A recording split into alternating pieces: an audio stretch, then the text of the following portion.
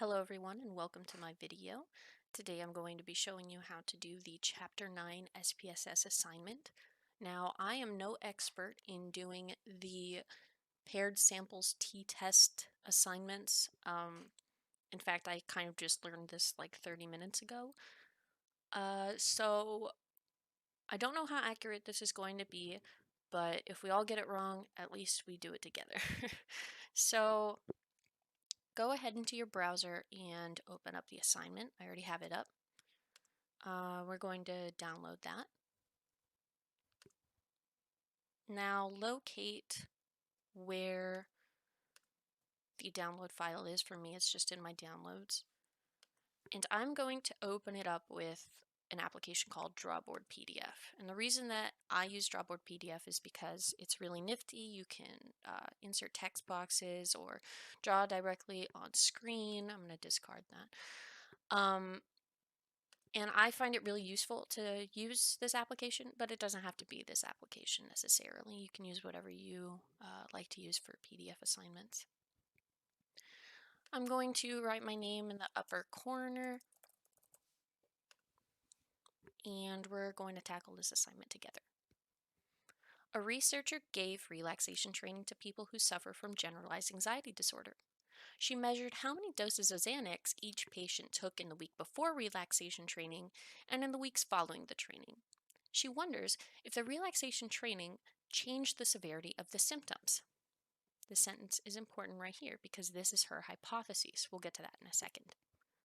Create a data file in SPSS names. Oh, that's a nice little typo right there. I'm just going to underline that. Named, I assume, Xanax.sav and run a paired samples t-test. After you've completed the SPSS analysis, complete the following information and include the SPSS output. Remember to save the SPS output as a SPSS web report. So we'll get to all of that in a second once we run SPSS. So let's take a look at the data on the right-hand side. There are 10 people who participated in this experiment. In the week before relaxation training, person number 1 took 9 Xanaxes. In the week after they took relaxation training, they only took 3. Person number 2 in the week before relaxation training took 4 Xanaxes. In the week after they participated in relaxation training, they only took 1. This pattern continues all the way through, except for, let's say, number 6, I think it is, and number 9. There isn't that much of a big change. However, all in all, there's a positive correlation between taking relaxation training and a drop in Xanax usage. So basically, what I'm trying to say is that for everyone who participated in relaxation training, you saw that they needed to take less Xanax and therefore possibly experience less symptoms of generalized anxiety disorder. Let's go back to this highlighted region up here. She wonders if the relaxation training changed the severity of the symptoms. This is her hypothesis. This is going to help us answer this H0, H1 business going on down here. What does H0 and H1 even mean? Well, H subscript 0 is actually just the null hypothesis. Oops, I wrote that weird.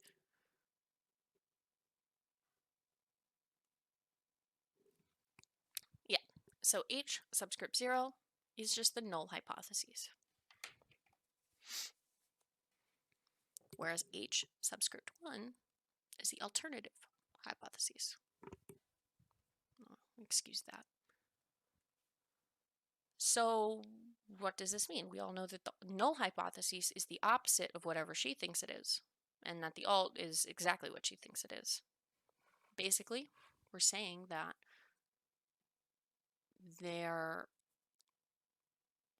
basically the alternate hypothesis says that she is correct, whereas the null hypothesis means that she is wrong.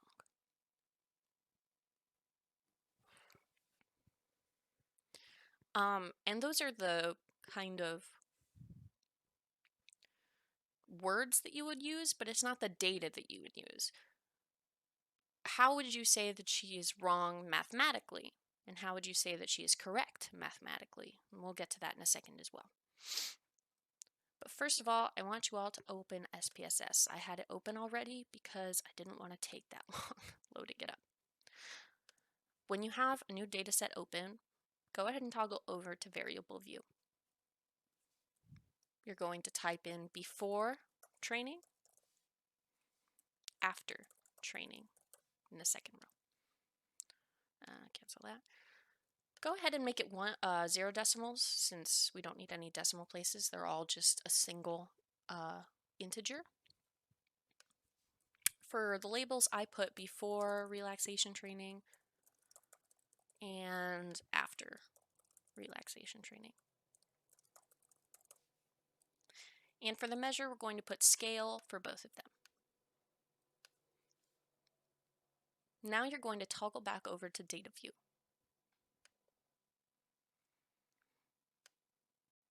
Go ahead and enter the data exactly as you see it in the assignment. In the first column, you have 9, 4, 5, 4, 7, 8, 10, 7, 6, and 9. In the second column, you have 3, 1, 0, 3, 0, 7, 7, 5, 6, 5. If you compare the two, you should see that it's exactly the same.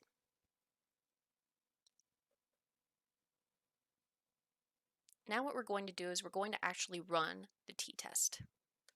Go ahead and go up to Analyze. It's in this top bar right here.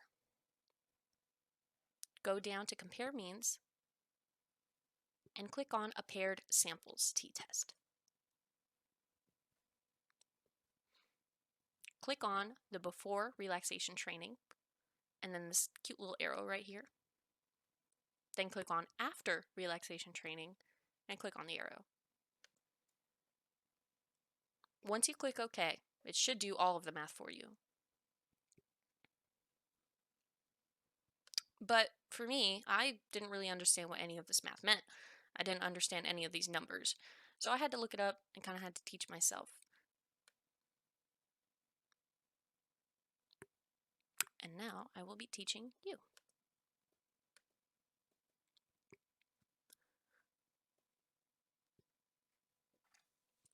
So let's take a look at what all of this means. What's before, what's after, what's all of this on the side, all of this on this side. What's this T, what's all of this? All right, slow down, take a deep breath. I promise it's not as difficult as it looks. Before is basically just referring to before relaxation training. And after is just referring to after relaxation training. It's asking, N1, how many people participated in the before relaxation training? That's easy, 10. We figure that out simply by counting. 1, 2, 3, 4, 5, 6, 7, 8, 9, 10. Now it's asking how many people participated in the after relaxation training column. That's also easy. It's 10. There's no change.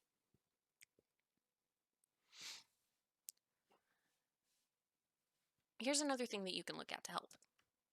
Once you've run the data set, you can see right here in this little N column that there are 10 people in the before relaxation training and that there are 10 in the after relaxation training, right here, N.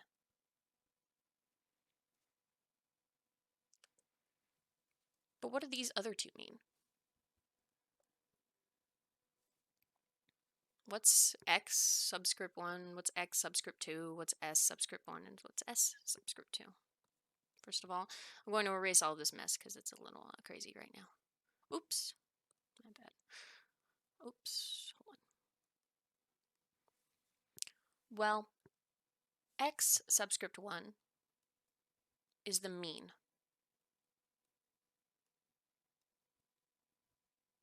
And x subscript 2 is the mean, but for the after part. So what it's asking basically is, what's the mean of all of the scores in the before relaxation training? And what's the mean of the scores in the after relaxation training? The mean of the scores in the before relaxation training is, as you can see right here, 6.90. So we can easily write 6.90. As for the after relaxation training, as we can see right here, the answer is 3.70.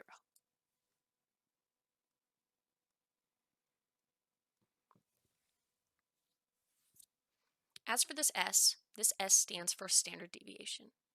Or, yeah, no, sorry. No, I was correct. It stands for the standard deviation. So basically, what's the standard deviation for the before relaxation training, and what's the standard deviation for the after relaxation training? It's right here. It's all right here. It's all nifty. So we're going to write for the before 2.132, and for the after 2.710.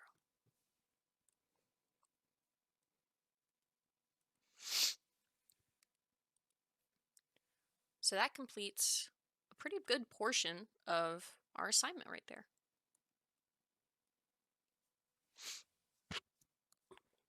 But what about these? What about the T?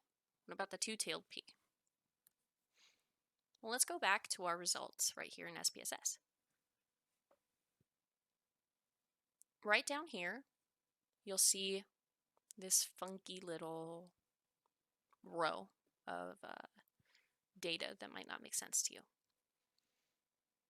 So basically, if you take all of the scores from the before relaxation training and you subtract with the scores of the after relaxation training, you'll get all of these scores once you put them with the mean, the standard deviation, the standard error.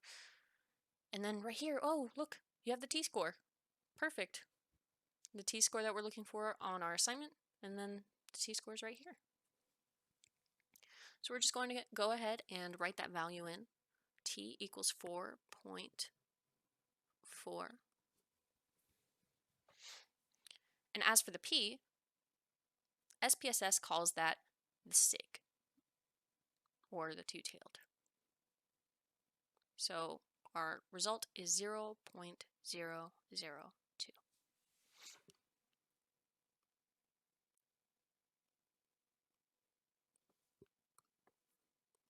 There. Now you've written all of your data down. But that doesn't really answer all of this business right here, or doesn't really tell you anything about what it means. So let's go ahead and go back to our hypotheses.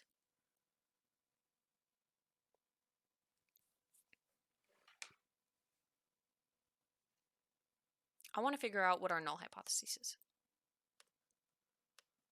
If she thinks that relaxation training changes the severity of the symptoms, then the null hypothesis is that relaxation training does not change the severity of the symptoms. The null hypothesis means that even though you take relaxation training, you continue to take as many Xanaxes as you took before you took the training. You experience the symptoms of generalized anxiety disorder the exact same as you did before you took the relaxation training. The null hypothesis says that all of the values on the left would be the exact same as they would be on the right. If you took 9 Xanaxes before you took relaxation training, the null hypothesis says that you would take 9 after you took the relaxation training. However, we already know the null is not true, simply by looking at the data. But we do have to prove it mathematically. How would we prove that mathematically? Well, the entire idea of a paired samples t-test, which I found on the internet, is that when the null hypotheses, or when the difference between the paired population is equal to 0, then we accept the null hypothesis as being true. Basically, that's a bunch of malarkey that I didn't really explain properly. Basically, I'm going to write this down right here, this nifty little formula I found on the internet. If the null hypothesis, which we already know is H subscript 0, means that the means, or x1 minus x2 is 0,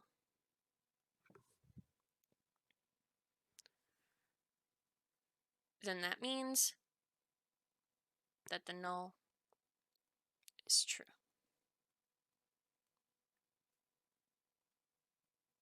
That's how we prove that mathematically. But we can see right here, x1 minus x2 is actually not equal to 0.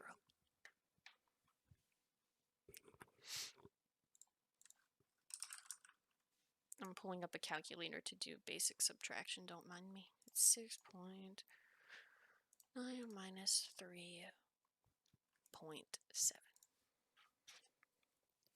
x1 minus x2 is equal to 3.2. So we already know the null is not true, and we proved it mathematically. What they want you to put right here is basically the formula that I found online. x1 minus x2 equals 0. x1 minus x2 is not equal to 0. Oops. Okay, well, I guess I could get rid of all that anyway.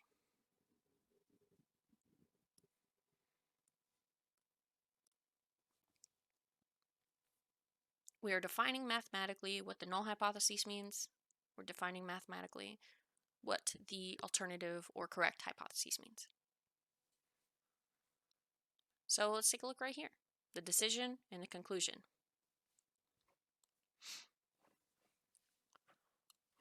I decide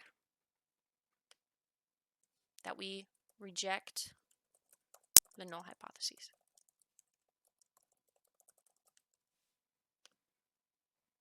Conclusion. Since the difference of the means is larger than 0, or rather is not 0, it means there is a correlation between relaxation training and the severity of symptoms.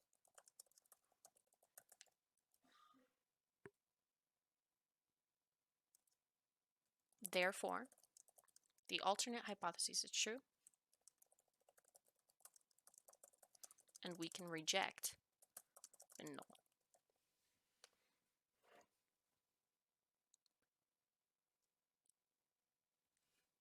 So let's go ahead and save this document.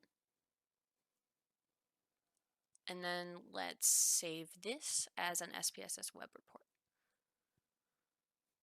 I'm going to full screen that. Go ahead and click this little save floppy disk.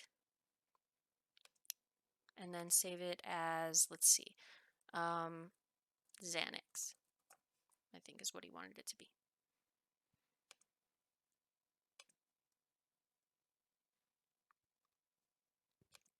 Let's go back to our assignment. Choose our files.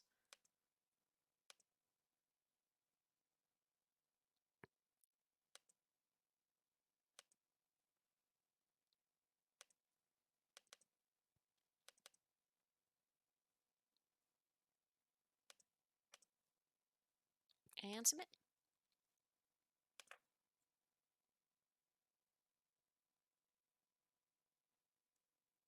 And there you have it. That's how I solved the assignment.